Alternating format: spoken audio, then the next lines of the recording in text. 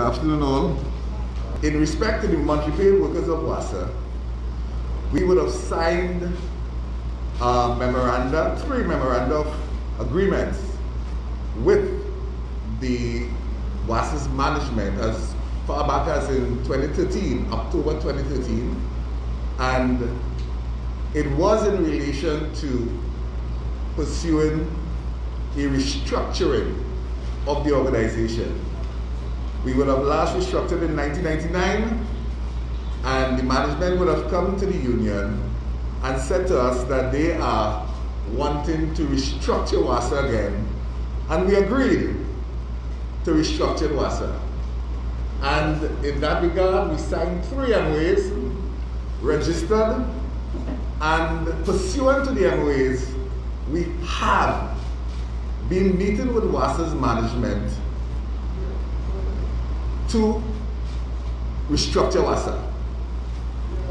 We had as much as 115 such meetings to restructure WASA as the monthly paid union.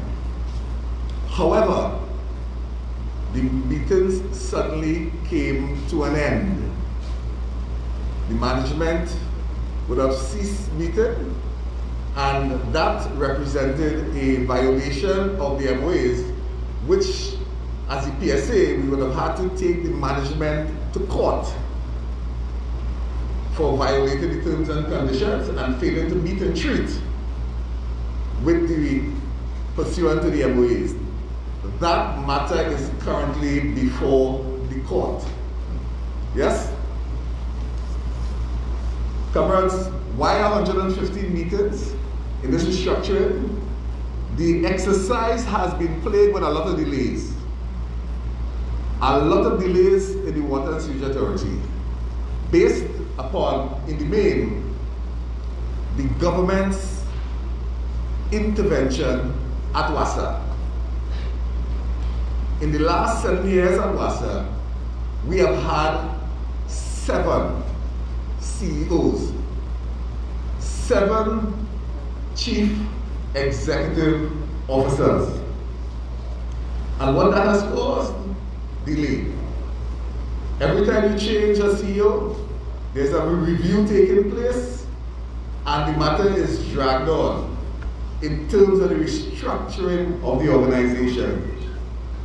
And I want to be plain. We have had Gerald York as a CEO of WASA from September 2015 to December 2015. We have had Dion Abdul as a CEO of WASA from 2015 December to April 2016. We have had Alan Poon King as a CEO from April 2016 to July 2017. We have had Dr. Ellis Boris from August 2017 to December 2018. We then had Alan Poon King again from December 2018 to February 2021. Then we had Dr. Lennox Silly from February 2021 to July 2021. And now we have Sherlyn Shepherd from July 2021 to present. That, ladies and gentlemen, has caused a severe delay in this restructuring exercise. I want to point out that you had one, the management simply put it on pause, which caused us to have to go to court. But secondly, it was very disturbing to hear the Prime Minister come on national TV in a political meeting and pose to the national community that there's a big issue in WASA, that issue being desal cut and the desalination water.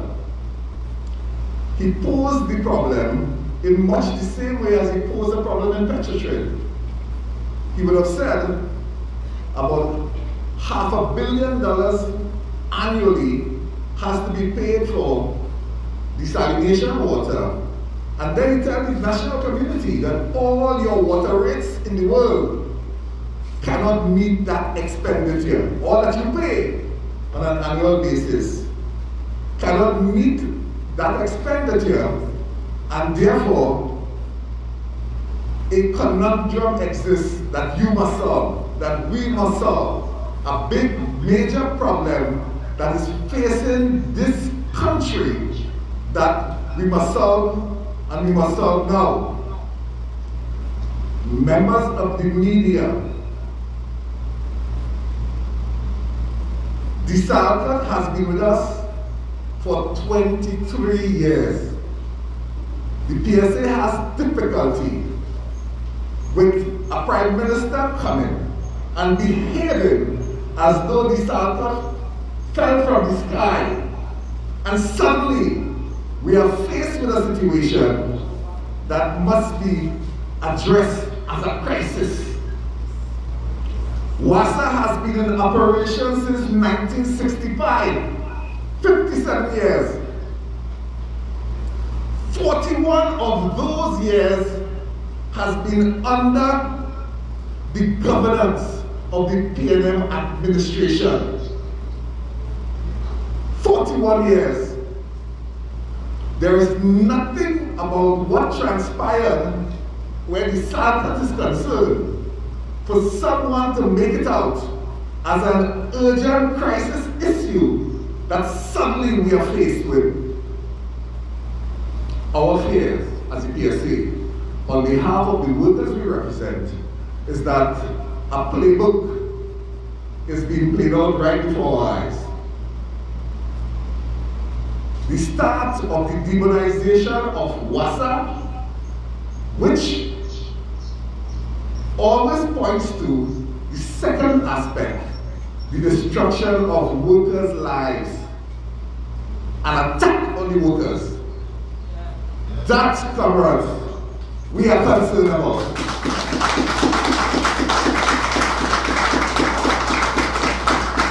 It is a playbook.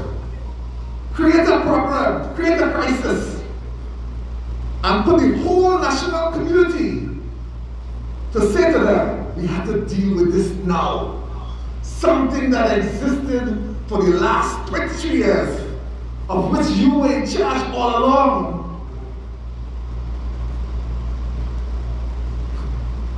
National community, the Salcott is not the problem. That is not WASA problem. WASA problem is when you have a situation where you have no leadership. 7 CEOs in less than 7 years. That is a CEO every 10 months.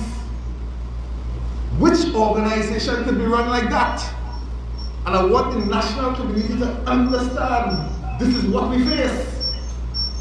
And when people come to you to try to make out workers as being a problem, I am saying that is something that we want to bring to the attention of the national community. The blame lies with government, what happens at WASA.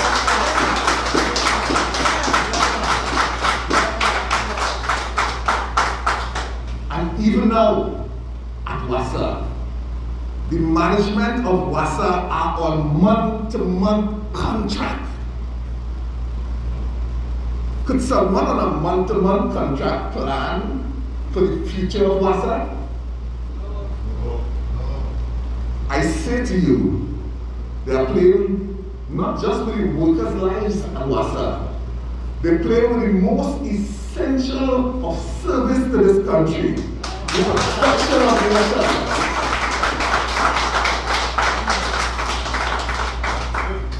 And therefore, comrades, I just want to shine a light on it too, that we know, do not allow politicians to demonize workers and somehow create a scenario that you, the national community, must allow them to destroy workers' lives, feeling that their no alternative. That is not the case. The Sultan was with us for over 23 years. And whatever the problems that WASA face, just like Nuge, the PSA has always been willing to meet and treat with the management to engage in whatsoever restructuring exercise in the interest of the national community, but not at the expense of our workers' lives and livelihood.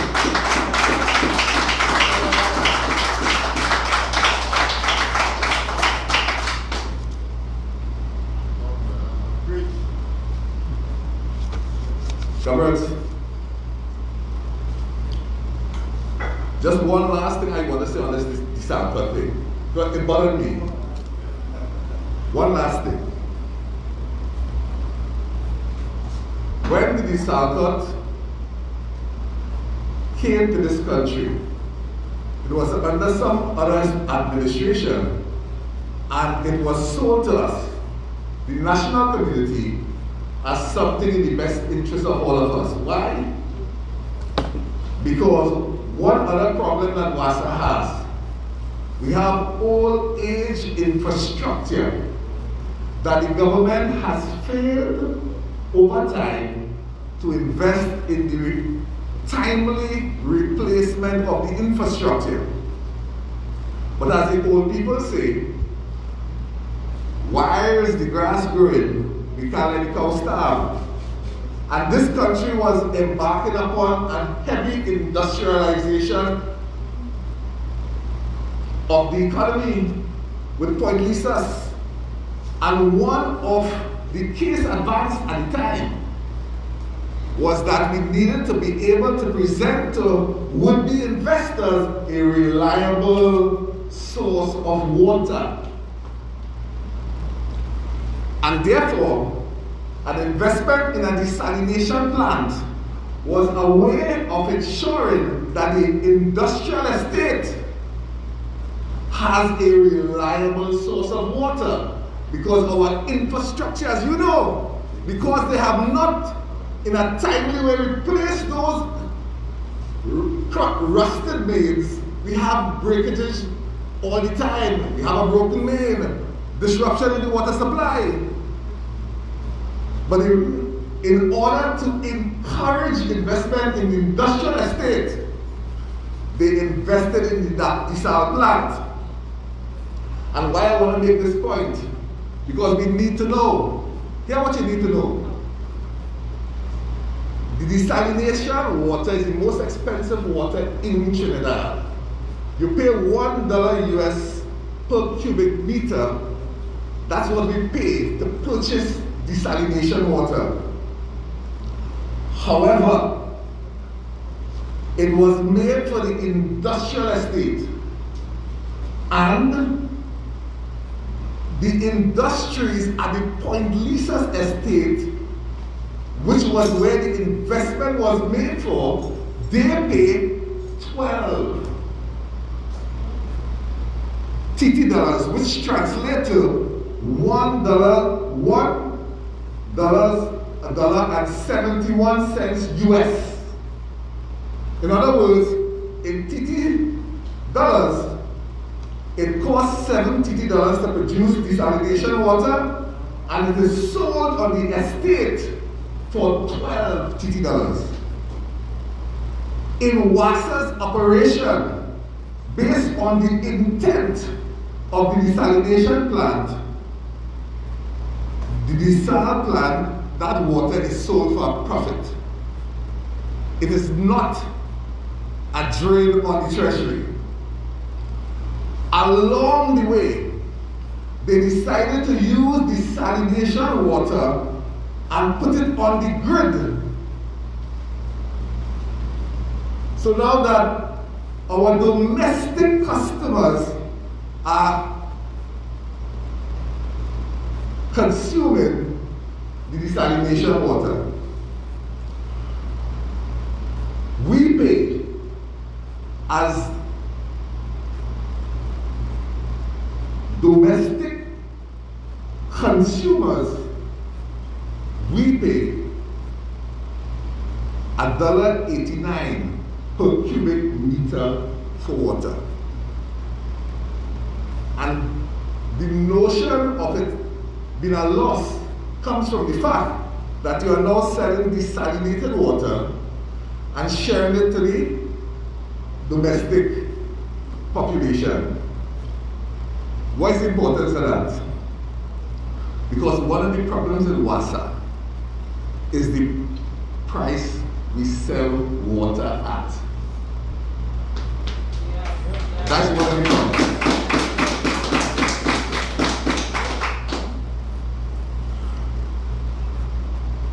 We sell water for $1.89 or 27 US cents per cubic meter. In Jamaica, water is sold for $1.95 US. In Barbados, it is sold for $1.84 US per cubic meter. In the Bahamas, it is sold for $2.75 US. And I'm saying all that to say this. If we price our water properly, even the desalination water, this is the domestic rates in the Caribbean, the price that we sell desalinated water for, if we were to price it along the lines of our neighbors, we would be making a profit at WASA.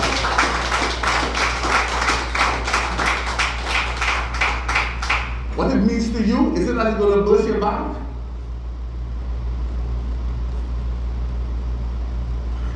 The price it would cost to fill a 1,000-gallon tank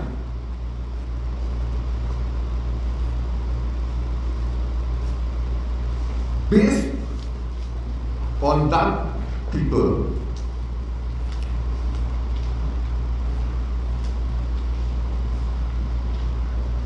At $3.50, it will cost you $6.36 to fill a 400-gallon tank.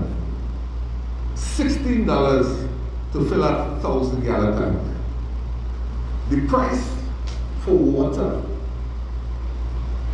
in this country is extremely cheap. And I'm saying, therefore, the issues in WASA is not the desal. We have multiple issues, broken infrastructure, pricing issues, and one issue we don't have in WASA is that workers don't work. Workers work.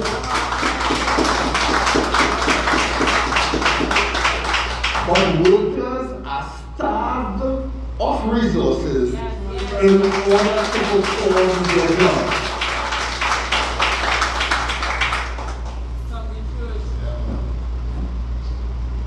Comrades, there are a lot I want to see, but I will leave that for next day. Let me pass it on now to the General Secretary of NATUC. Thank you, ladies and gentlemen.